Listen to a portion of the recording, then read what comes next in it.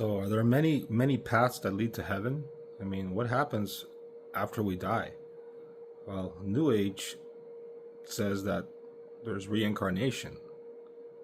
Let's talk about Hinduism, which branches off into Buddhism and a whole bunch of other stuff. May the God who created the world and everything in it bless us and keep us. May the Lord make his face to shine upon us and be gracious unto us. May the Lord lift up the light of his countenance upon us and give us peace. Peace in our families, peace across this land, and dare I ask, O Lord, peace even in this chamber, now and evermore. We ask it in the name of the monotheistic God, Brahma, and God known by many names, by many different faiths. A man and a woman. This is the God that he was praying to. Let's explore this just a little bit further. It's not going to be a long video, very short. So, this is a growing religion. It's part of the New Age movement. It's just a branch of it. Hinduism. Hinduism is among the most ancient of Eastern religions and one that has a profound influence on Western civilization, as you can see in that video. Over the years, it has given birth to other cults and religious movements.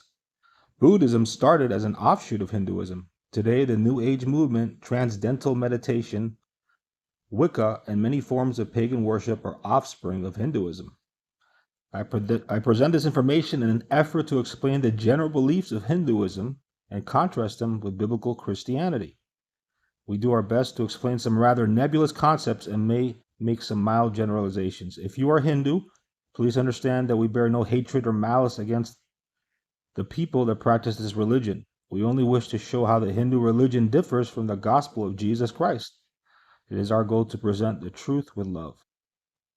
So Hinduism is rooted in the merging of two basic religious systems, that of the ancient civilization residing in the Indus River Valley from the 3rd millennium BC, and the religious beliefs brought to India by the Aryan or the European people who began moving into the Indus Valley sometime after 2000 BC. Today, Hinduism claims over 750 million followers worldwide. That's 1/6 of the world's population. That number does not include the followers of New Age and other religious movements that share a common bond with the Hindu religion from which they developed. All right, so what do they believe in? This is really important. That way you can defend your faith. It is difficult to assign a dogmatic orthodoxy to Hinduism. Many variations have developed from Hinduism over the years, and many non-Hindu cults and religious movements gained their inspiration from Hinduism. Even in India today, the most orthodox divisions of Hinduism have changed significantly over the last 3,000 years. There are, however, several principles that share a commonality amongst the various sects. The three-in-one God known as Brahman, which is composed of Brahma, the creator, Vishnu, the preserver, and Shiva, the destroyer. More on Shiva a little bit later on at the end of the video. Karma, the law that good begets good and bad begets bad. Every action, thought, or decision one makes has consequences, good or bad, that will return to each person in the present life or in one yet to come.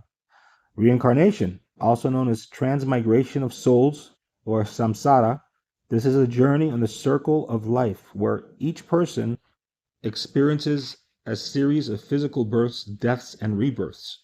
With good karma, a person can be reborn into a higher caste or even to godhood. Bad karma can relegate one to a lower caste or even to life as an animal in their next life. Nirvana.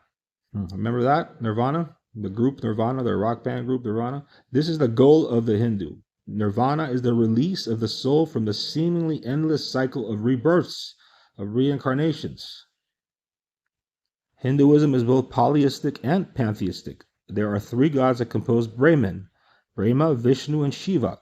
Hindus also worship the wives of Shiva, such as Kali or one of the Vishnu's 10 incarnations or avatars. This is only the beginning. There are literally millions of Hindu gods and goddesses, by some counts as many as 330 million. At the same time, Hinduism teaches that all living things are Brahman in their core. In other words, all living things are Brahman or God. Enlightenment is attained by becoming tuned into the Brahman within. Only then can one reach nirvana. The release from the wheel of life that allows access to nirvana is known as moksha. So how do we defend our faith? What do we tell these Hindu people? Well, the differences between Hinduism and Christianity are vast, obviously. Having read numerous stories of people who have left Hinduism for a personal relationship with Jesus Christ, many people have identified that a common theme runs through their stories. And this is important, guys. These people left a life of hopelessness where they were dependent on their own works to escape from samsara to a life of hope and assurance of their salvation. They left their millions and one impersonal gods and found the one true God of the universe who cares intimately for each one of them. For this reason, it is important to identify the most basic differences between Hinduism and Christianity. God, Hinduism. A vast plurality of gods and goddesses exists as part of the impersonal Brahman. Christianity, there is one God who cares deeply for each one of us. Deuteronomy 6:4, Psalm 50:15. Man, Hinduism, humans, as with all living things, are just manifestations of Brahman. We have no individual self or self-worth. Christianity, God created mankind and gave us free will. He cares deeply for us and places a great deal of worth on his creation. Just check out Genesis 1:27 and John 3:16. Sin, Hinduism. Sin is committed against oneself, not against God. Christianity, God gave us rules because he cares about us. He also gave us free will. We can choose to disobey. Disobedience or sin is an offense against God. You can read more about Psalm 51:4 and Romans 3:23. The penalty of sin, Hinduism. Since sin is committed only against oneself, the penalties are accrued only against the self. The penalty is the repeated cycle of rebirths until one can escape to Nirvana. Christianity, sin cannot exist in the presence of God. Therefore, the penalty of sin is spiritual death or separation from God. Romans 6:23. And lastly, salvation, Hinduism. Salvation is a release from the wheel of life, the cycle of rebirths, through which we must work to better ourselves and realize our oneness with Brahman. It must be worked out by each individual through successive lives. Christianity. Salvation is a free gift to us from God. We must only accept it. We cannot earn it. Jesus brought our salvation by taking all our sin upon himself on the cross, dying as a sacrifice for us, and then rising from the dead 3 days later. Salvation means spending eternity in heaven with our Almighty God. Romans 6:23, John 3:16, Ephesians 2:8 and 9 for reference. If you are a Hindu man or a woman reading this, please know that a greater hope exists. Indeed, it is more than a hope, it is an assurance. You are not relegated to rebirth after rebirth in an attempt to get it right. There is a personal God who cares deeply for you. He knows literally how many hairs you have on your head, yet he controls every facet of the universe. Grasp your mind around that, man. Wow. He loves you and desires to redeem you unto himself. All you have to do is accept. Indescribable joy awaits you. So to my Hindu friends watching this, you guys have the Bhagavad Gita or the Gita, and it's a very interesting, nice story, right? And I wanted to show you a story from the Bible, which is very interesting, and I think you'll really like it a lot because it's about a father who loves his son so much, but that son one day leaves and squanders his inheritance. He goes and he spends it on prostitutes, on exploring countries, and just bad things overall. And all the while, the father is back at his house wanting his son to come back home. And so here it is, okay? The beautiful story of the prodigal son. A man had 2 sons. The younger of them said to his father, "Father, give me the share of the estate that falls to me." So he divided his wealth between them. And not many days later, the younger son gathered everything together and went on a journey into a distant country. And there he squandered his estate with loose living. Now, when he had spent everything, a severe famine occurred in that country, and he began to be impoverished. So he went and hired himself out to one of the citizens of that country, and he sent him into his fields to feed swine or pigs.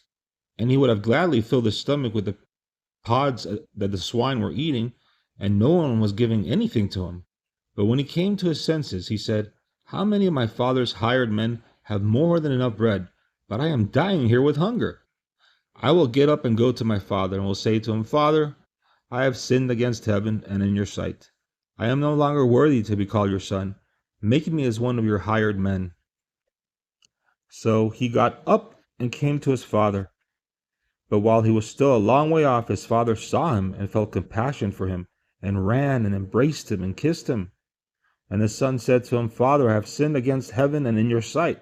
I am no longer worthy to be called your son. But the father said to his slaves or servants, Quickly bring out the best robe and put it on him, and put a ring on his hand and sandals on his feet. And bring the fattened calf, kill it, and let us eat and celebrate.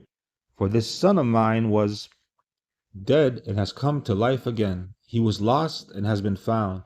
And they began to celebrate. Now his older son was in the field, and when he came and approached the house, he heard music and dancing. And he summoned one of the servants and began inquiring what these things could be. And he said to him, Your brother has come, and your father has killed the fattened calf because he has received them back safe and sound. But he became angry and was not willing to go in. And his father came out and began pleading with him. But he answered and said to his father, Look, for so many years I have been serving you, and I have never neglected a command of yours, and yet you have never given me a young goat, so that I might celebrate with my friends. But when this son of yours came, who has devoured your wealth with prostitutes, you killed the fattened calf for him? And he said to him, Son, you have always been with me, and all that is mine is yours. But we had to celebrate and rejoice, for this brother of yours was dead and has begun to live, and was lost and has been found.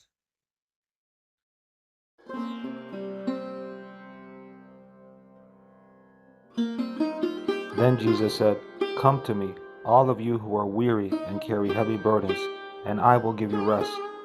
Take my yoke upon you. Let me teach you, because I am humble and gentle at heart, and you will find rest for your souls.